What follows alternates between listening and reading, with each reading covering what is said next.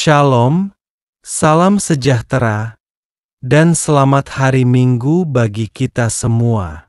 Bapak, Ibu, saudara-saudari yang dikasihi Tuhan kita Yesus Kristus. Nats yang menjadi topik untuk bahan renungan di ibadah Minggu ke-15 setelah Trinitatis, tanggal 8 September 2024, adalah tertulis di Markus 7 ayat 24 sampai dengan 37, yang bertema, Yesus menjadikan segala-galanya baik. Alkitab secara tegas dan terang benderang menjelaskan kepada kita tentang pelayanan Yesus Kristus. Ada banyak hal luar biasa yang telah dilakukannya, mulai dari mengajar, melakukan mujizat-mujizat, mengusir roh-roh jahat, menyembuhkan orang yang sakit, bahkan membangkitkan orang yang telah mati. Hal luar biasa yang sudah dilakukan Yesus ini membuat banyak orang mengenalnya dari segala apa yang Dia lakukan. Sehingga ketika Yesus pergi ke suatu tempat atau ke suatu daerah, selalu saja ada orang yang ingin bertemu dengannya dan berharap belas kasihan daripadanya. Bila kita baca kembali nats Markus 7 ayat 24-37 ini, ada dua peristiwa, yaitu Yesus menyembuhkan seorang anak dari perempuan Yunani bangsa Siro-Fenisia yang kerasukan roh jahat, dan juga orang yang tuli dan bisu. Dalam ayat ke-26, secara jelas dikatakan bahwa wanita Yunani bangsa Siro-Fenisia adalah seorang wanita non-Israel atau orang Kanaan, di mana bagi bangsa Yahudi, bangsa Siro-Fenisia adalah bangsa kafir. Perempuan Yunani bangsa Siro-Fenisia ini merupakan seorang ibu yang datang dan tersungkur di depan kaki Yesus untuk memohon agar Yesus mengusir setan dari anaknya yang sedang kerasukan roh jahat. Ketika perempuan itu datang kepada Yesus, Tuhan Yesus berkata kepadanya, "Biarlah anak-anak kenyang dahulu, sebab tidak patut mengambil roti yang disediakan bagi anak-anak dan melemparkannya kepada anjing." Baca ayat 28. Bapak, Ibu, dan saudara-saudari yang terkasih, kata anak di sini merujuk kepada bangsa Israel, sedangkan kata anjing merujuk kepada bangsa asing di luar bangsa Israel. Perlu dipahami bahwa penggunaan kata anjing di dalam teks ayat 28 ini berasal dari kata Yunani kunaria atau kunarion yang mengacu pada anjing peliharaan yang biasanya ada di rumah-rumah orang-orang kafir sebagai binatang kesayangan. Dalam bahasa Yunani, penggunaan bentuk kata seperti itu merupakan ciri khas rasa belas kasihan. Dan penggunaan kalimat anak-anak makan terlebih dahulu memiliki arti pemilihan Allah kepada bangsa Israel yang adalah bangsa pilihan Allah, menjadi anak-anak Allah. Mendengar pernyataan itu, perempuan Siro-Fenisia pun menjawab tanpa ragu pernyataan Yesus tersebut, "Benar Tuhan." Tetapi anjing yang di bawah meja juga makan remah-remah yang dijatuhkan anak-anak. Baca di ayat 28. Walaupun Tuhan Yesus menyebutnya seperti anjing, namun perempuan Siro-Fenisia tersebut tetap mau merendahkan dirinya, serta tetap memohon agar anaknya dapat disembuhkan. Karena kegigihannya, kesabaran serta sikap yang tetap teguh memohon kepada Yesus, akhirnya anaknya beroleh kesembuhan.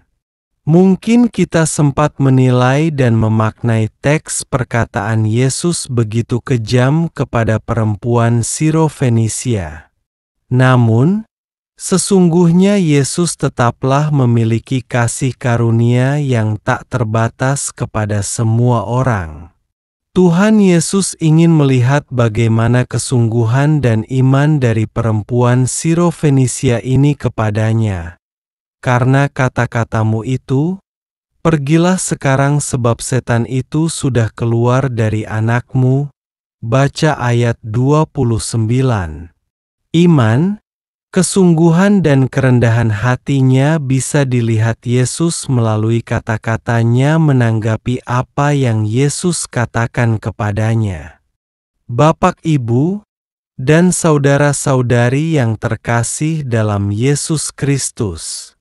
Kasus yang kedua yang terang benderang tergambar dari nats Injil Markus 7 ayat 24-37 yang menjadi bahan renungan kita adalah Tuhan Yesus menyembuhkan seorang tuli yang sekaligus gagap. Ketika Yesus meninggalkan daerah Tirus dan pergi ke Danau Galilea, di tengah-tengah daerah Dekapolis, telah ada orang membawa seorang yang tuli dan gagap kepada Yesus, serta memohon agar Yesus meletakkan tangannya atas orang itu. Lalu Yesus memisahkan dia dari orang banyak, sehingga mereka sendirian. Ia memasukkan jarinya ke telinga orang tuli itu, lalu meludah dan meraba lidah orang tuli itu. Kemudian sambil menengadah ke langit, Yesus menarik nafas dan berkata kepadanya Efata, yang berarti terbukalah, maka terbukalah telinga orang tuli sekaligus gagap itu. Dan seketika itu pula ia tidak tuli lagi dan dapat berkata-kata dengan baik. Apa yang dilakukan Yesus merupakan hal yang sungguh membuat orang-orang yang ada di tempat itu takjub dan tercengang. Sebab apa yang Yesus lakukan ia menjadikan segala-galanya baik, yang tuli dijadikannya mendengar, dan yang bisu dijadikannya berkata-kata. Baca ayat 37.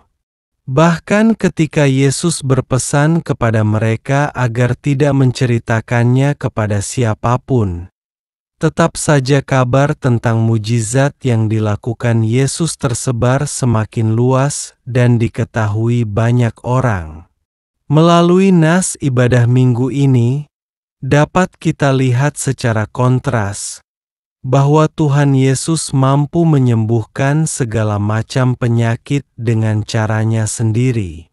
Yesus berkuasa melakukan segala macam mujizat yang luar biasa kepada orang-orang yang datang memohon belas kasihan daripadanya.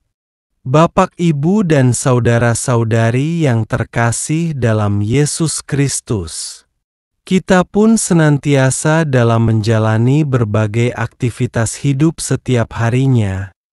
Ada banyak hal yang kita alami silih berganti. Seperti sakit penyakit, pergumulan, masalah ekonomi, keluarga, hubungan antara suami istri, anak, keluarga, pendidikan, karir atau pekerjaan, dan jodoh. Bahkan masalah-masalah lainnya yang tidak dapat diatasi. Terkadang hal itu membuat kita putus asa, tidak memiliki harapan, hingga depresi atau stres berat.